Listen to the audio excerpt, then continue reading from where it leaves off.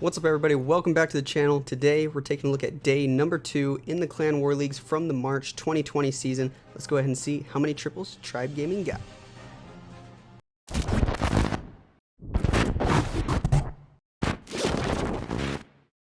Alright guys, just a reminder, if you want to support me in-game, make sure you go into more settings, scroll all the way down, and type in code Lexnos in your creator boost code at the bottom before you make any gym purchases or any gold pass purchases, guys. It really helps me out. If you want to support me, this is probably the easiest way to do it.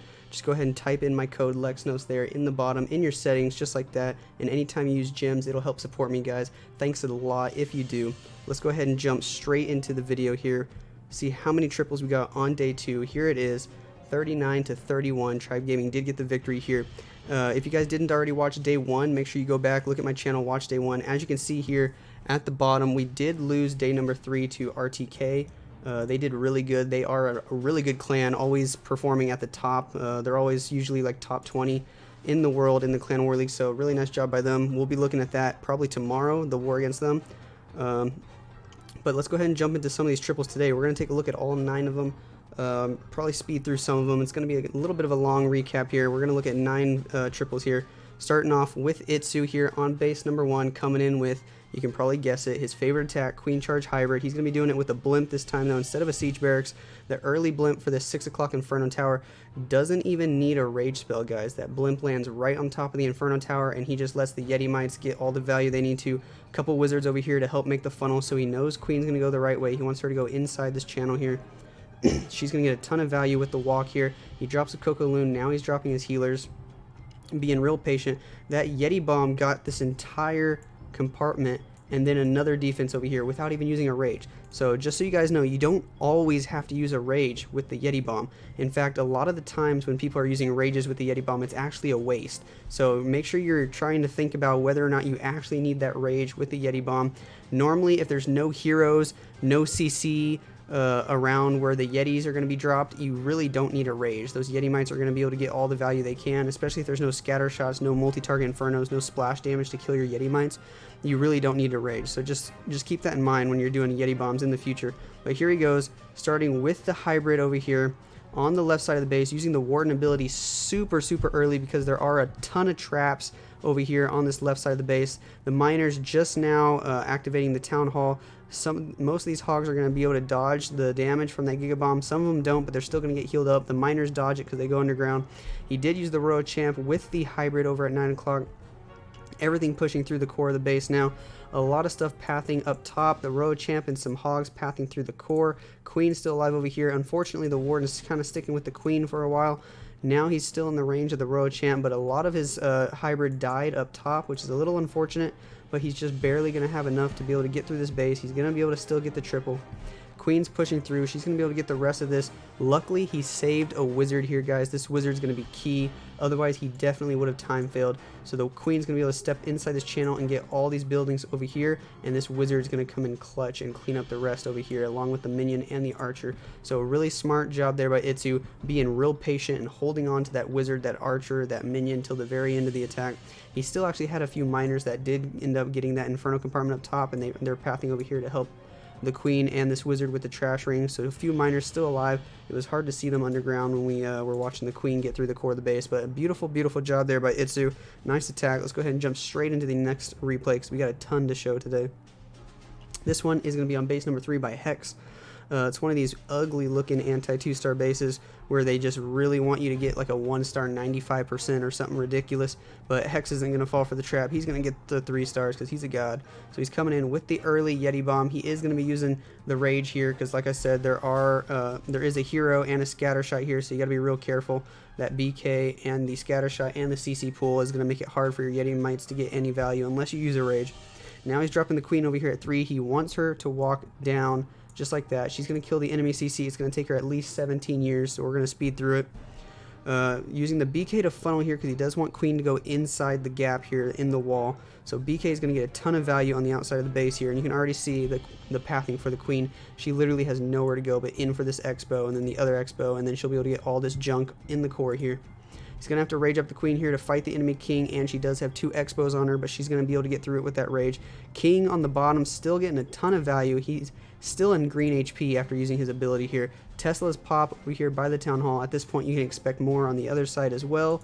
It's not confirmed yet, but we'll probably see them here in just a second. That Sweeper's a little bit annoying. That Giga Inferno might get in range of his healers here. We'll have to wait and see. Queen's going to be able to take it out relatively quickly, though, under rage. As you can see, the healers do start to take damage, but he's already starting with the hogs on the top side. The Town Hall goes down. Queen's on the Eagle. Scatter shot. 2 Expos. 2 Teslas on the Queen. Ton of stuff, so he's going to have to freeze to keep her alive unless he wants to use her ability. Already popped the Warden ability there, so that way the enemy Queen doesn't kill too many hogs. The Royal Champ takes her out. He does have some cleanup wizards here to drop on the 12 o'clock and 1 o'clock side. Healing the hogs. He does have one more heal here to get through the back end of the base. Honestly, he doesn't even need it, but he's going to go ahead and drop it anyway. Queen's going to be able to kill the enemy Royal Champ along with his Royal Champ there, tag teaming her. Wizards coming through, getting all the cleanup done. There is still one Tesla that the Queen skipped right on the south side of the Town Hall, but those hogs and Royal Champ are going to be able to go over there and get it with ease. Royal Champ ability here is going to be able to do some cleanup as well. Still has 2 wizards in the bag. Beautiful attack here by Hex with the Queen charge hogs attack. Not falling for those ugly anti-2-star bases. He's going to be able to get the triple on this one. Nice job by him. We'll go ahead and back out and take a look at the next triple here. This one's going to be by Tony on base number 5, coming in with the CWL guys. So yes, CWL still is possible on the right bases. As you can see, this is a weird looking base here. Town Hall, kind of, you know, you expect it to be trapped. You don't know if they're trying to trick you or not to Sui for the Town Hall. Maybe there's 5 Teslas here and a tornado trap and a bunch of traps. You never know. Outside Queen over here. It's kind of hard to decide, you know, what do you want to Sui for? The Queen, the Town Hall, maybe an Inferno Tower. But Tony here is going to Sui his BK for the enemy Queen because it's actually pretty easy for him to get to her. You just wait until Queen hops outside the wall. He's going to be able to take out the Queen with the ability there, and he's going to get a Skelly Trap and some of these Teslas as well. Now he's dropping an Ice Golem and the Royal Champ on the left side over here at 9 o'clock. She's going to be able to get a ton of value, including a Scatter Shot and then some extra stuff. We'll see if she's able to get the Air Sweeper or maybe some of these air defenses. We'll see what she gets here. And then he drops his Queen to get the Town Hall and the CC here, as long as it gets to his Queen in time. As she's popping the ability. So as you can see, the Royal Champ used her ability. She didn't quite get the Scatter Shot down, damaged it quite a bit, but got the AD behind it, which is nice. And then Queen got the Town Hall and the CC, and she's going to snipe that AD just before she goes down, which is going to help a lot. Now the pathing is sort of made. There's a natural gap here after the Town Hall's down, so he's able to start the Lalo up top, come through here, Warden and the rest of the Lalo down here, and then everything's going to converge in the core just like that and push through the back end. He's got a ton of spells, hasn't used any until he started the Lalo.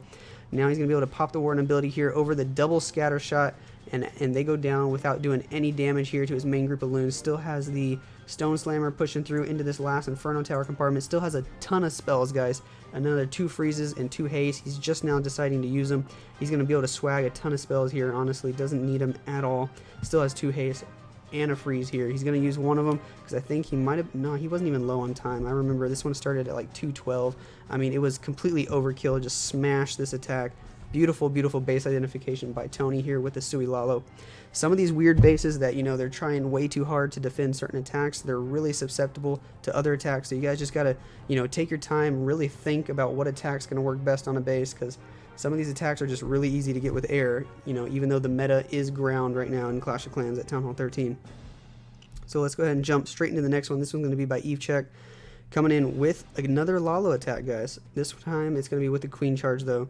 So he's going to be using a bunch of balloons and a giant over here at 9 o'clock because he's expecting a bunch of traps. It's just on these bases with the Town Halls way on the outside, with the CC, with an Inferno Tower, with a ton of expos, you kind of expect it to be like baited and for there to be a ton of traps on the outside. So that's exactly what we expected with this one. So he's going to use a bunch of loons early, pull some of the traps, pull the CC out. Then he's dropping his Queen here to start the charge. She's going to kill this enemy CC. Again, it's going to take her a month and a half. Drops the BK up top to make the funnel and to kill the enemy Royal Champ and the enemy BK. So that BK got a ton of value. There is a single target Inferno, so he's going to have to freeze it to make sure he doesn't have to use his Queen ability too early. Queen's going to be able to stay alive here, get through the Inferno Tower, and eventually get to the Town Hall and the enemy Queen here. So all 3 heroes are going to be dead before he even starts the Lalo, which is really nice. The Eagle Artillery is already activated, unfortunately. So it's going to be hitting his queen pretty hard here, especially with the enemy queen also on her and some scatter shots, so he has to pop the ability there. But queen's going to be able to get through the enemy queen and get these scatter shots and that air defense here before she goes down, which is really nice.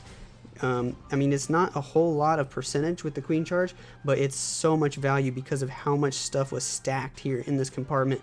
I mean, an Inferno Tower, both sweepers, both scatter shots, all 5 Teslas, and then some more value on top of that, the CC, all 3 heroes. So I mean, even though he only got like 1 compartment with that charge, it was a ton of value. So now he's gonna be able to Lalo straight through the core here, starting this way, making the funnel with his secondary Lalo here, so the main group stays in the core, and then his Stone Slammer was used on the back end here just to make the funnel, the L shape, even better. So you see the L shape here, everything kind of pass this way, just like that, through the base. Beautiful attack here by Evechek. We'll go ahead and fast forward through the cleanup here. That Lalo, there was just not much to stop it. No swag spells on this one, but still an amazing attack there by Evechek. Beautiful base identification yet again, and it's a good job expecting all these traps over here and guessing perfectly, or really predicting perfectly where they would be. It's just good base identification overall. Let's go ahead and jump straight into the next one. This one's going to be by Shazo.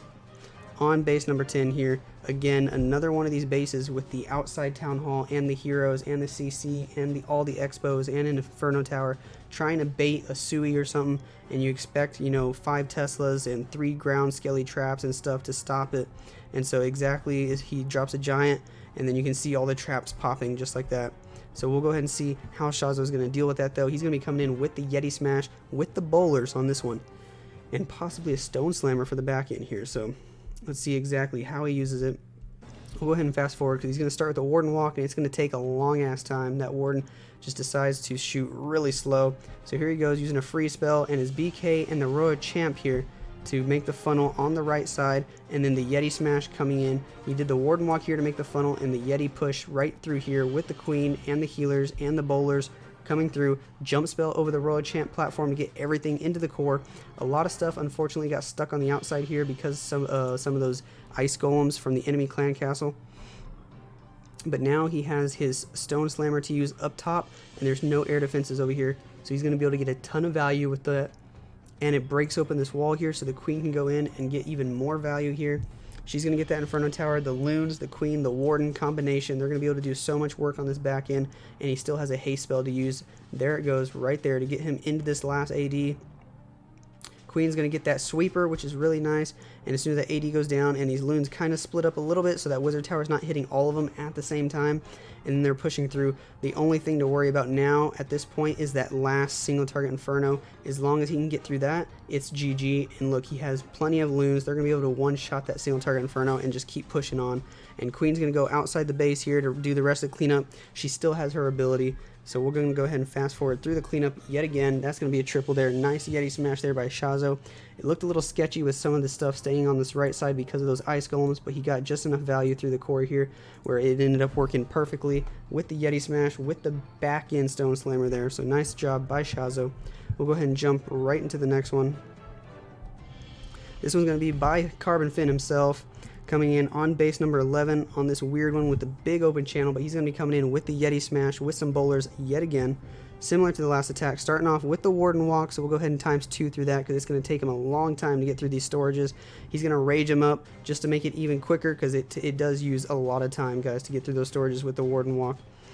So Warden's going to make a bit of a funnel here, and then he's going to start with all his troops going straight into the town hall. He's going to jump right in.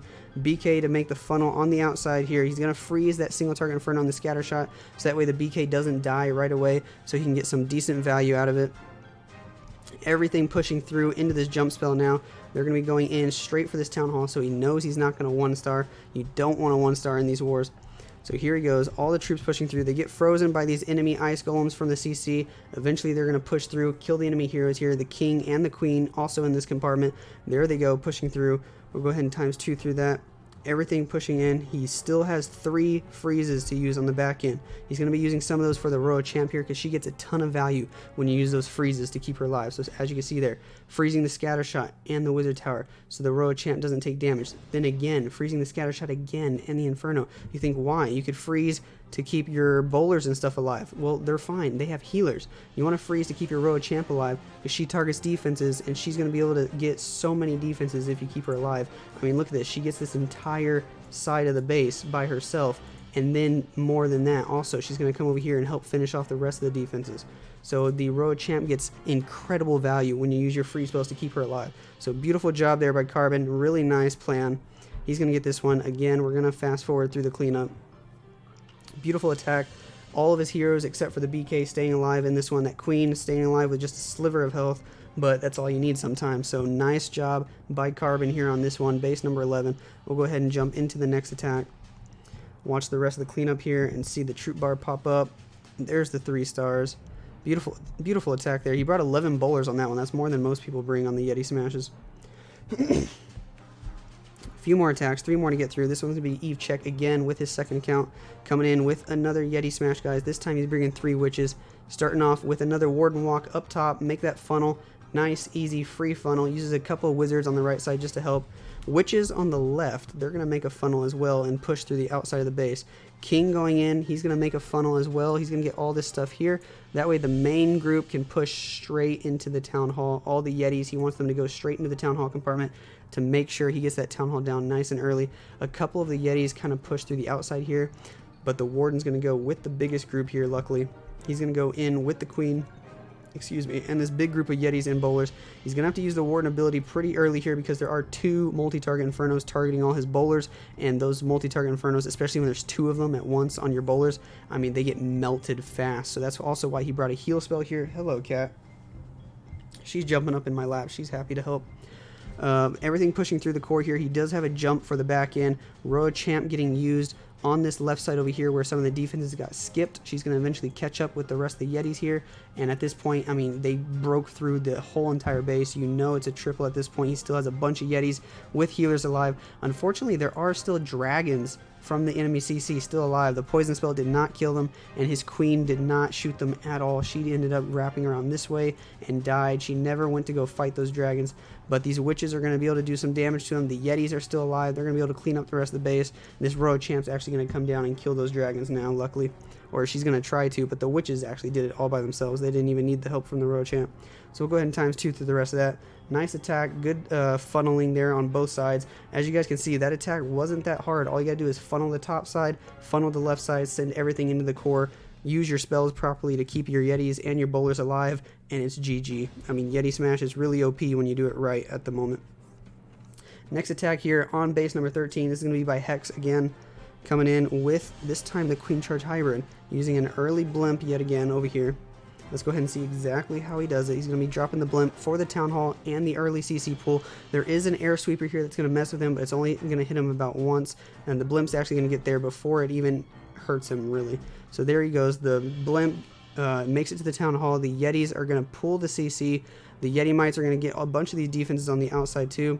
They actually only get that Expo and this Tesla over here, and then the Wizard Tower up top. And then he's going to pull the CC up toward 12 o'clock with his Queen Walk here. He wants her to walk the side of the base over here on the right side, and then you can see the natural funneling he's made here, right here. So he can walk the Queen down this side. She's going to get all this stuff here, and then he has the funnel for the hybrid just like that to send the hybrid troops right through there. They're going to be able to get a ton of value, and we'll see exactly how he uses BK over here to get this entire trash ring, and eventually he'll be able to get some of these outside defenses and distract some of these defenses. That's why you want to wait and time it properly, so that way your hybrid should be getting about here at the same time your king is over here, so that way your king is tanking right when the hybrid's pushing through. If you don't time it properly, you're wasting a lot of potential value that you could be using, a lot of potential tanking value that the king could be doing for you. If you use the king too early or too late, you're not going to get that extra tanking value for your hybrid. So here he goes, sending everything in from the 11 o'clock side, freezing the Inferno Tower and the scatter shot, so that way he doesn't have to heal right away. He still hasn't dropped any heals. He decided to use this extra rage here on the hybrid, and then he's using the Warden ability early, and he does get a healer switch onto the hybrid troops, which is kind of nice here because the Queen doesn't really need the healers at this point. She still has her ability, and she's at full health. Now he's dropping a heal in the core and another heal moving into the back side of the base. Healers on the miners. Roa Champ still pushing through. I mean, at this point, you can tell it's wrecked. King tanking the defenses on the outside, just like we talked about, right at the right time when the hybrid's pushing through. Everything's working in unison just perfectly. Queen on this this side as well. It couldn't have been a better attack here by Hex. Just beautiful, beautiful execution. We'll go ahead and times 2 through the rest of it. Royal Champ still alive, full health with ability, Queen with ability. This one is smashed, guys. Nice hybrid there by Hex himself. On base number 13, we'll go ahead and head out and look at, we got one more attack, I believe. On number 14, this is going to be iTzu again, coming in with another Queen Charge Lalo, guys. So Lalo kind of popular in this war, at least more than it usually is. We are going to get, I think, 3 triples with Lalo this war. So again, coming in, this is actually the same base as before. So we'll go ahead and speed through it. They did rerun the same base. This is the one that Eve Check also tripled with Queen Charge Lalo. Different CC, maybe a few of the traps are different, but it's going to be basically the exact same attack plan. We'll go ahead and see how iTzu executes it though on times 4 here. But guys, basically that's going to be it for this video. We did get 9 triples in this one, or actually Queen passed a little differently, I think because of the tornado trap. So we'll watch this. I remember this now. Yeah, Queen walked the wrong way because the tornado trap was different on this one. Tornado trap right there spun his Queen over here around the wall, and then she ended up pathing this way, but he's still going to end up getting it. He's going to have to switch it up on the fly, switch the plan, use the Stone Slammer on the south side to get Queen into the wall here, and then he's going to start the Lalo from the south as well. But we'll go ahead and times 2 through it because you can already see what's going to happen. Just Lalo around the edge of the base. Queen does stay alive there. She'll get the Eagle, and then the Lalo pushing through the right side. So we did get 9 triples in this one. Unfortunately, we're not going to place anywhere near the top 4 for this month in the Clan War League simply because we lost that one war against RTK. But you know what? We'll try again next month. If you guys actually haven't heard, Supercell announced because of all the coronavirus drama, they are going to be postponing the World Qualifiers for 2 months. So the next 2 months of the Clan War Leagues aren't going to count for anything, I believe, which is a little strange, but it just means basically more practice months for us. We'll still be trying to push for top 4, but they're not really going to mean anything. But after that, I think once we get to June, I believe. Once we get back to June, everything's going to start counting again for the Worlds qualifiers. And then you'll be able to see Tribe Gaming fighting for a spot in Worlds. Hopefully we'll be able to get one. That would be awesome. If you guys like these videos, I'm going to be posting the rest of the recaps soon. Make sure you let me know down below, like, subscribe, and I'll catch you guys in the next video.